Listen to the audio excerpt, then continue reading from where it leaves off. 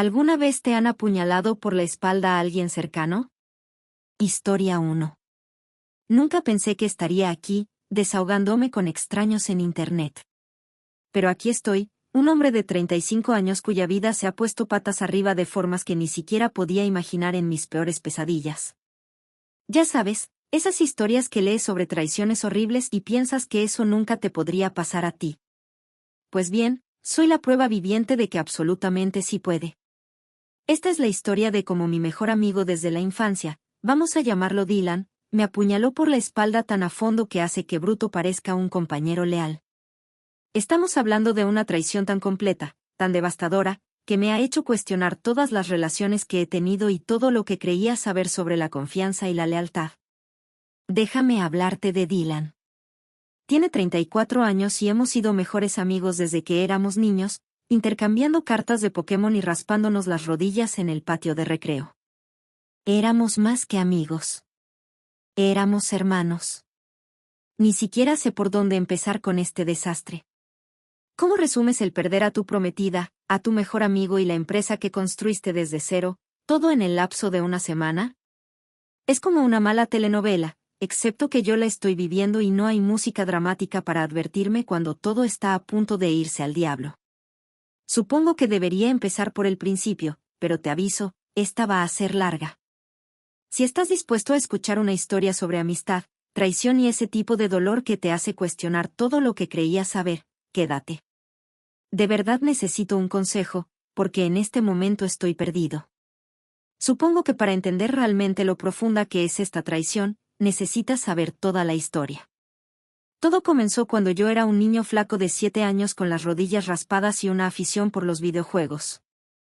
Fue entonces cuando Dylan se mudó a la casa de al lado.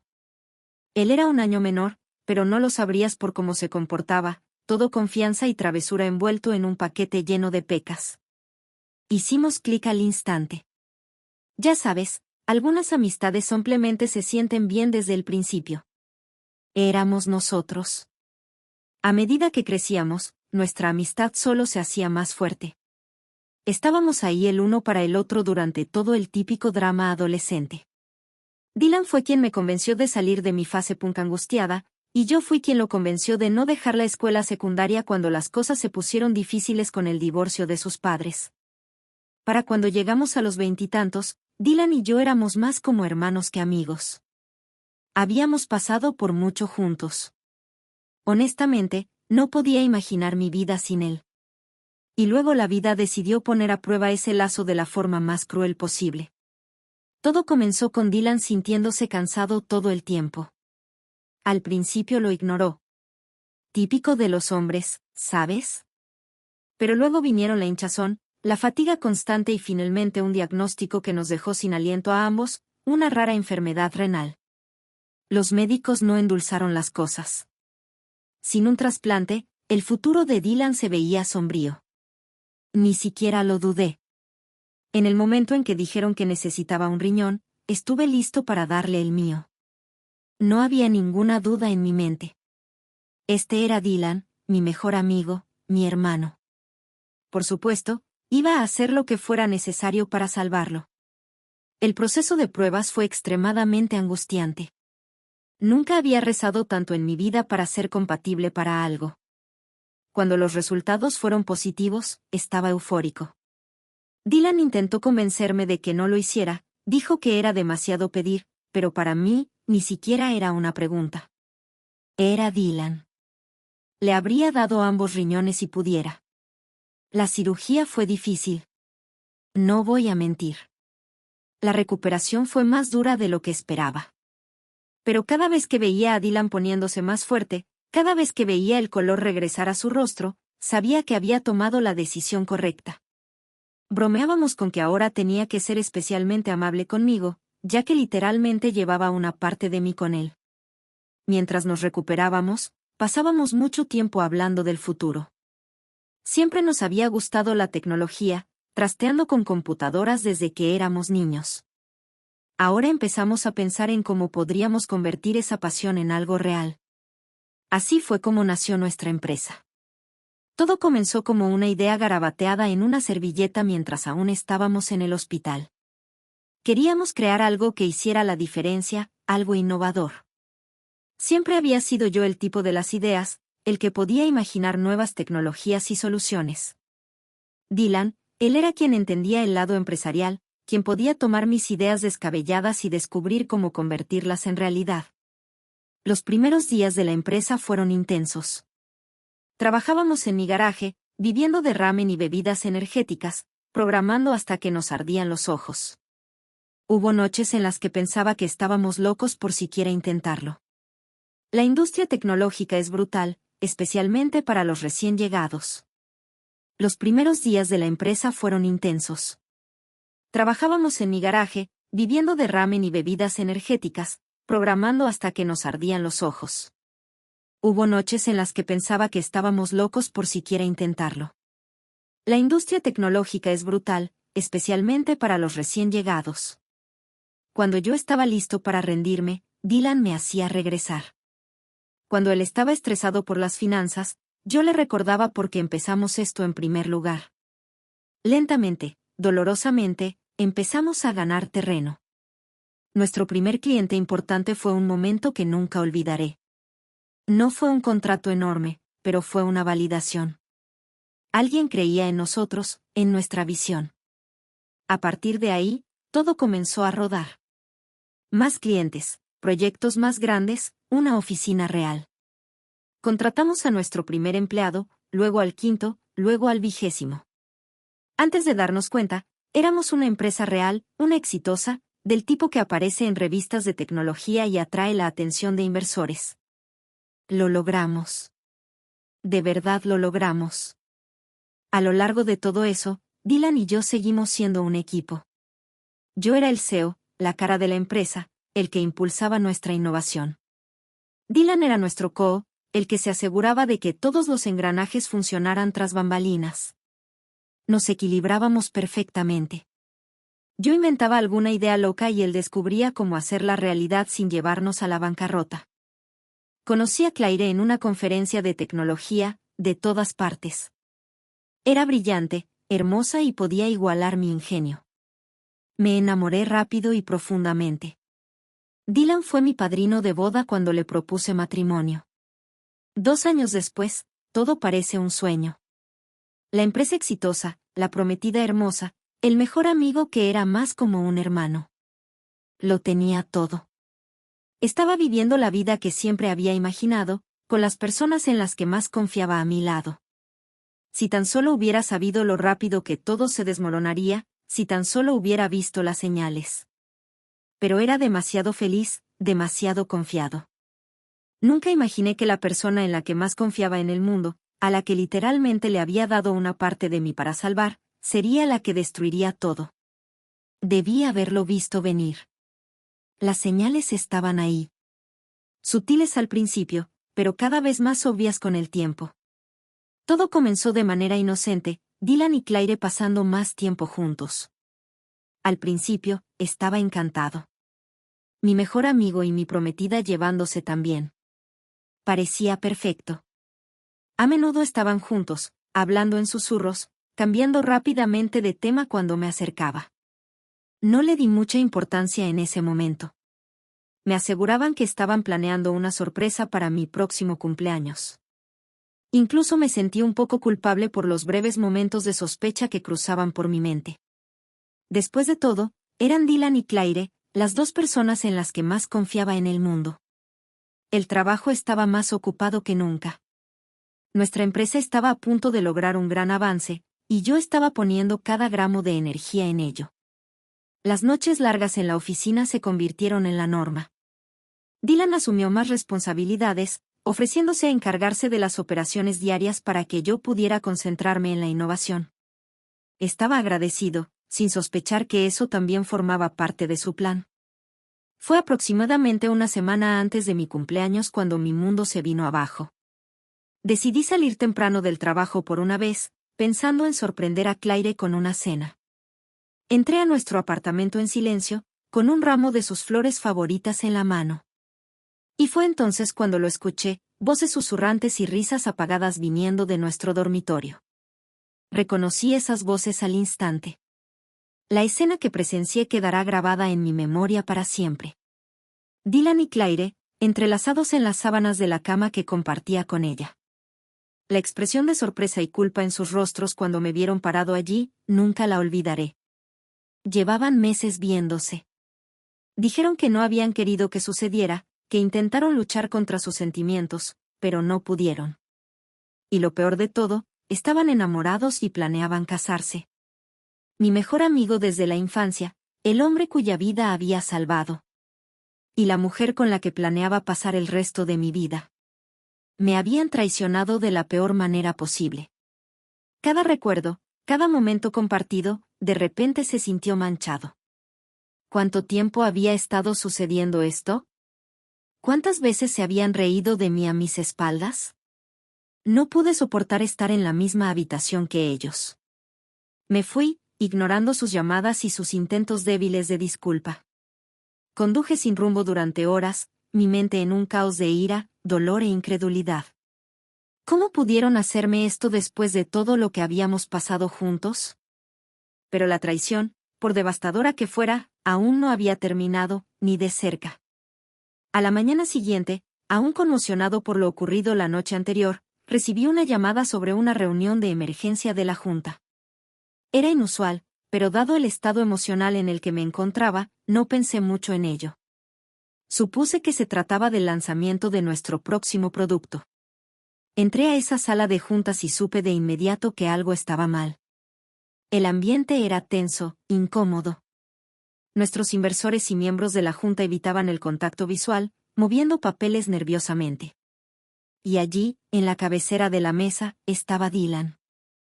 Lo que sucedió a continuación fue como un golpe de estado cuidadosamente orquestado. Dylan había estado muy ocupado. Mientras yo me enfocaba en el desarrollo de productos, él había estado convenciendo en silencio a nuestros inversores y miembros de la junta de que ya no estaba capacitado para liderar la empresa. Pintó un cuadro de mí como un CEO inestable e irresponsable, demasiado enfocado en ideas inalcanzables y descuidando el lado empresarial de las cosas. Preparó un dossier de evidencias. Las noches largas en la oficina fueron presentadas como un comportamiento errático. Mi pasión por la innovación se convirtió en una supuesta responsabilidad. Argumentó que la empresa necesitaba un liderazgo estable y pragmático para avanzar.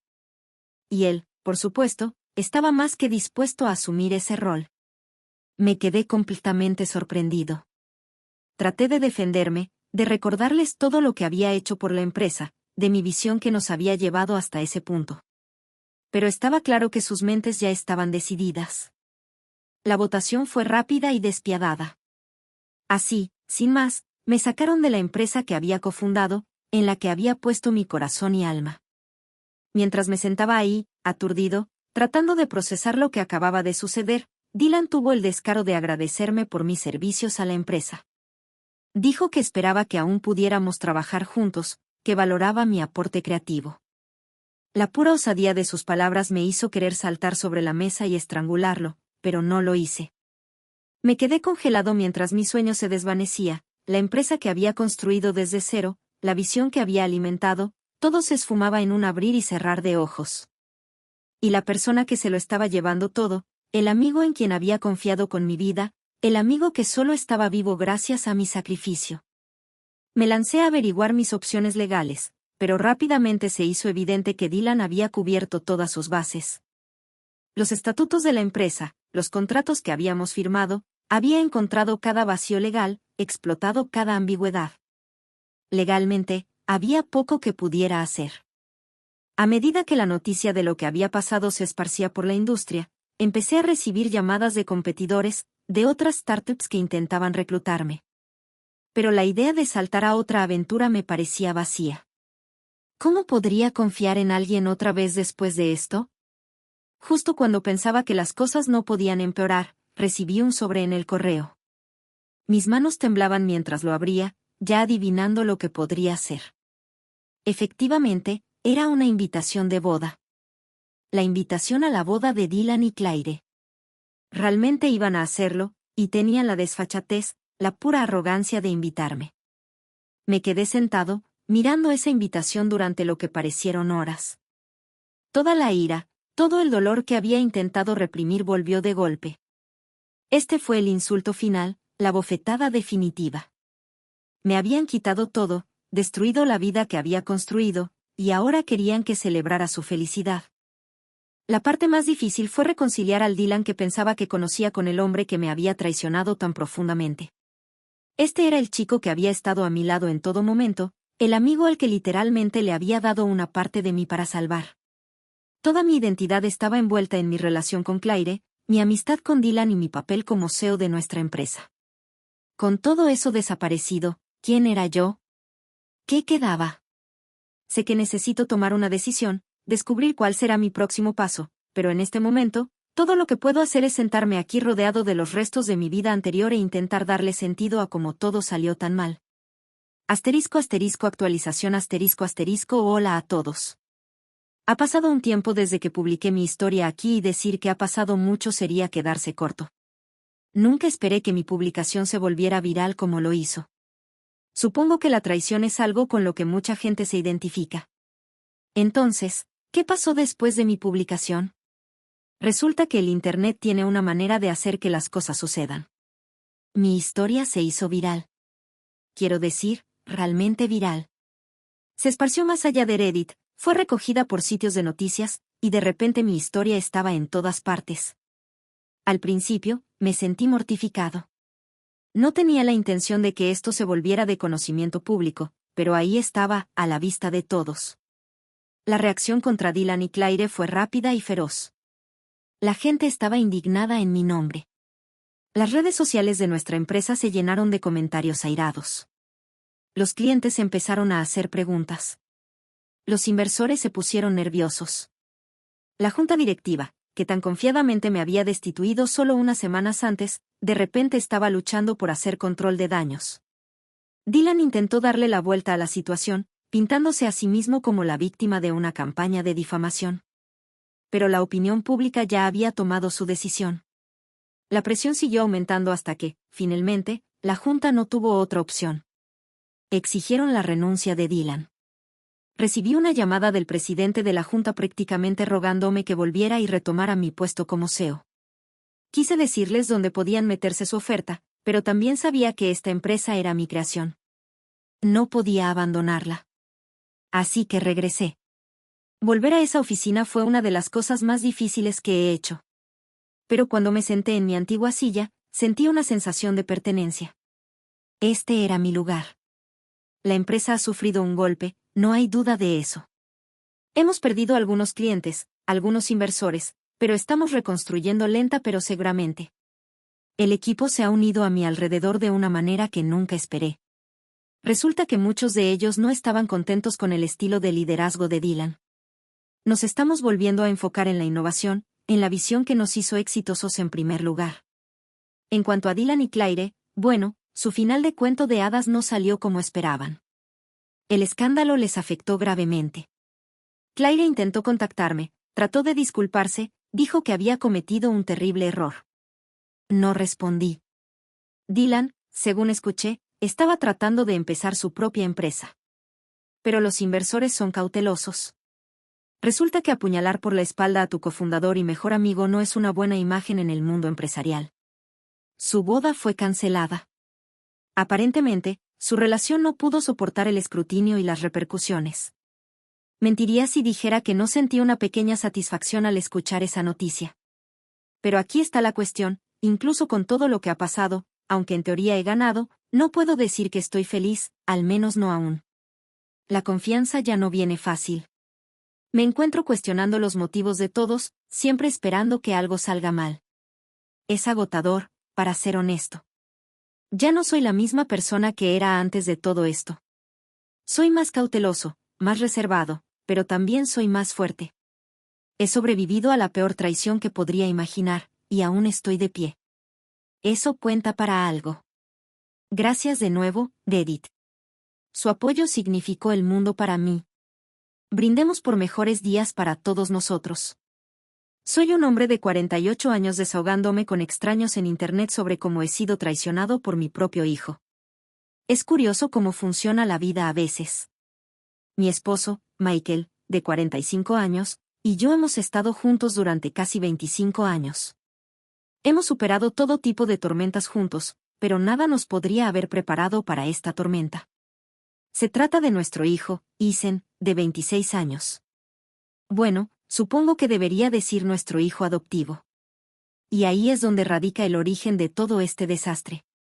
Verán, hace 21 años, Michael y yo encontramos a Isen abandonado al lado de una carretera. Sí, leyeron bien. Abandonado como si fuera basura.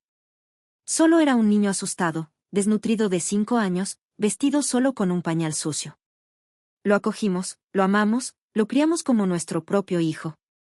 Pensamos que le habíamos dado todo, un hogar amoroso, oportunidades, apoyo.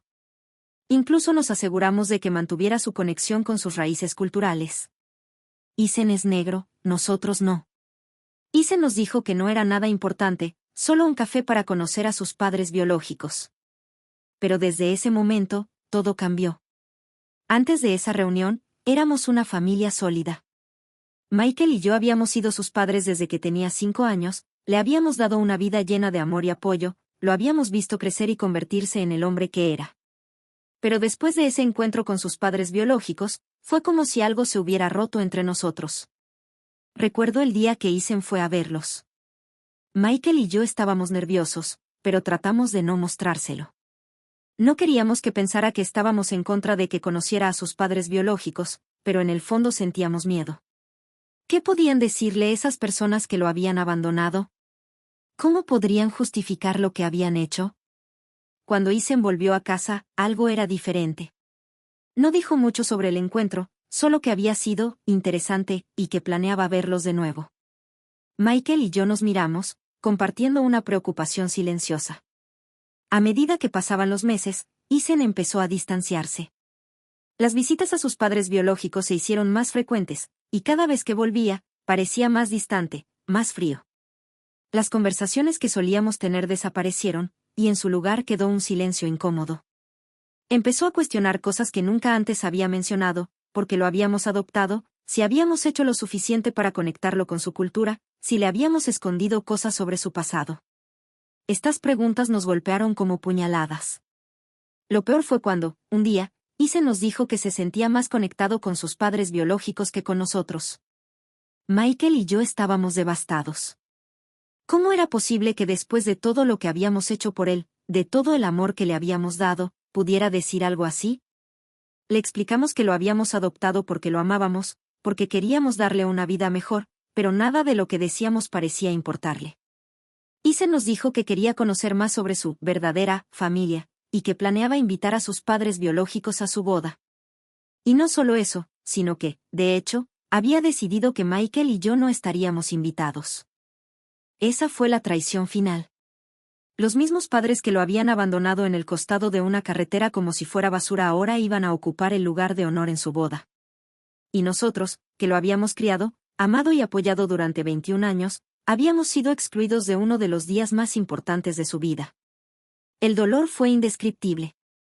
Sé lo que podrías estar pensando, que debe haber más en la historia, que algo debe haber pasado para que Isen tomara esta decisión. Créeme, he repasado cada detalle de nuestra vida juntos, buscando alguna señal de que habíamos hecho algo mal, pero no puedo encontrar nada. Michael y yo lo amamos con todo lo que teníamos, y sin embargo, aquí estamos, traicionados por el hijo al que rescatamos y criamos.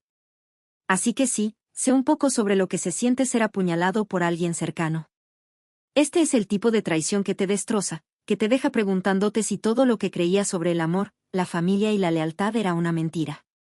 No sé qué va a pasar ahora. No sé si Isen volverá algún día o si alguna vez podremos reparar lo que se ha roto.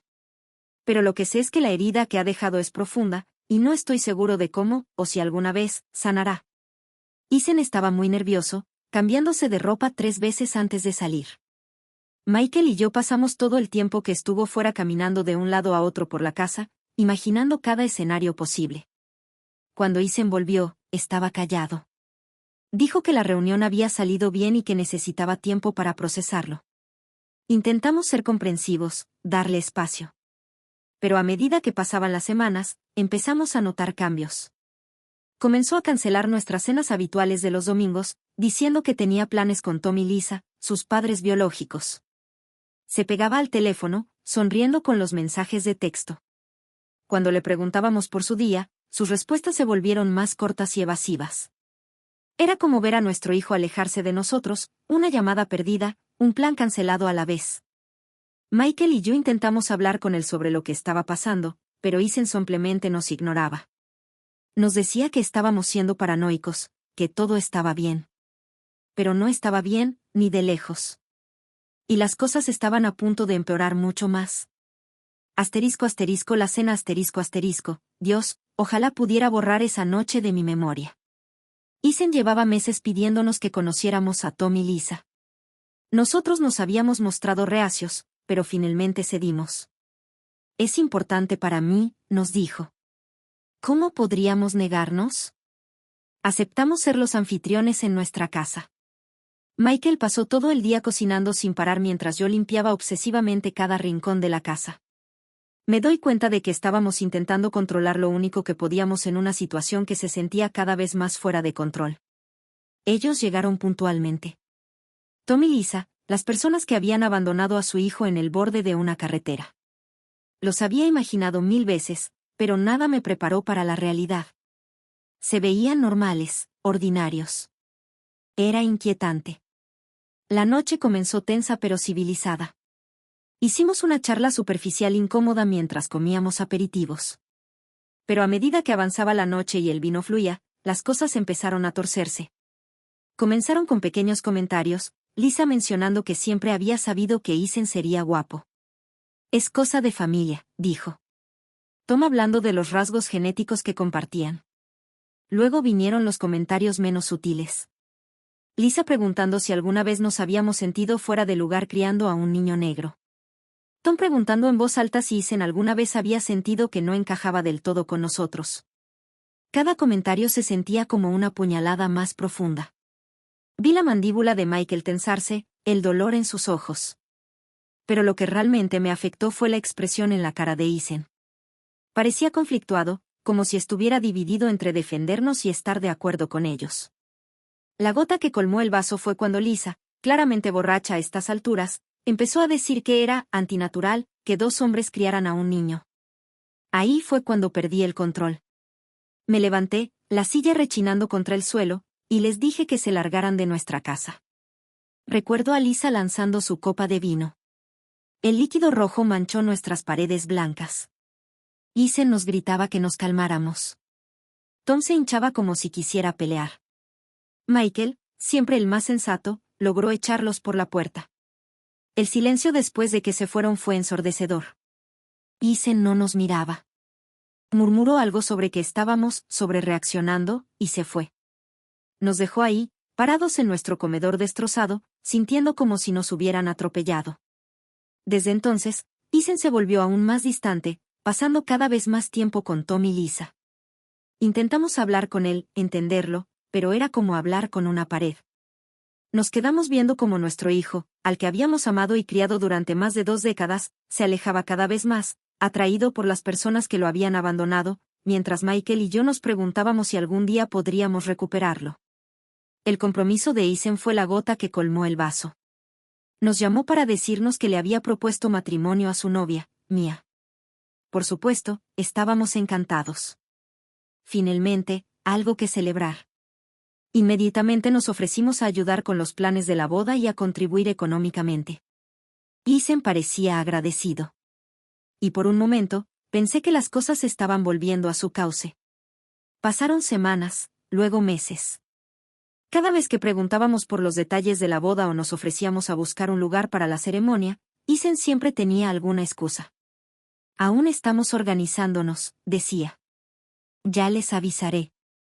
Fue Michael quien lo vio primero, una publicación en redes sociales de uno de los amigos de Ethan, emocionado por ser parte del cortejo nupcial, posando con una invitación que nunca habíamos recibido. Cuando confrontamos a Ethan, salió la verdad. No estábamos invitados a la boda. Sus padres biológicos no querían que estuviéramos allí, y él había decidido ponerse de su lado. Ellos son mi verdadera familia, nos dijo. Me entienden de una manera que ustedes nunca pudieron. 21 años de amor, de noches sin dormir, de momentos de orgullo y risas compartidas, todo desechado en una sola frase. sentí que algo se rompía dentro de mí. Perdí el control. No estoy orgulloso de ello, pero lo hice. Le dije que se fuera, que si no éramos su verdadera familia, entonces él no era nuestro verdadero hijo. Dije cosas que nunca pensé que le diría a mi hijo. Michael estaba llorando, suplicándonos a ambos que nos calmáramos. Ethan se fue, cerrando la puerta de un portazo. Y así, nuestra familia se hizo añicos. Al día siguiente, sin haber dormido y con un tornado de emociones, tomé una decisión. Llamé a los proveedores de la boda, a quienes habíamos estado pagando como nuestro regalo para Ethan y Mia, y cancelé todo, el lugar, el catering, las flores, todo. Sé que fue mezquino. Sé que probablemente fue lo incorrecto. Pero en ese momento, sentí que era el único poder que me quedaba. Si no quería que estuviéramos en la boda, está bien, pero no íbamos a financiarla tampoco. Las consecuencias fueron inmediatas y brutales. Ethan llamó gritando, diciendo que habíamos arruinado todo. Los padres de Mia nos contactaron, confundidos y enfadados. Los amigos y la familia empezaron a tomar partido. Nuestros teléfonos estallaron con mensajes, algunos de apoyo, muchos acusatorios. Todo salió a la luz, la historia completa, lo feo del asunto, en redes sociales, en los chats familiares, en barbacoas. Todos tenían una opinión. Todos pensaban que sabían lo que era mejor. Algunas personas lo entendieron, comprendieron nuestro dolor, nuestra sensación de traición. Pero otros nos llamaron egoístas, dijeron que estábamos castigando a Ethan por querer una relación con sus verdaderos padres. Esa palabra de nuevo, verdaderos, como si los últimos 20 años no significaran nada. Lo peor fueron aquellos que dijeron que debimos haberlo visto venir, que éramos ingenuos por pensar que un niño negro podría alguna vez ser parte real de nuestra familia. Esos comentarios dolieron más, reabrieron viejas heridas e inseguridades que pensábamos haber sanado hace mucho tiempo. Miro a Michael y veo el dolor marcado en las líneas de su rostro. Y me pregunto si cometimos un error todos esos años atrás, si fuimos ingenuos al pensar que podíamos ser una familia, si el amor realmente es suficiente para superar todo lo que la vida te lanza.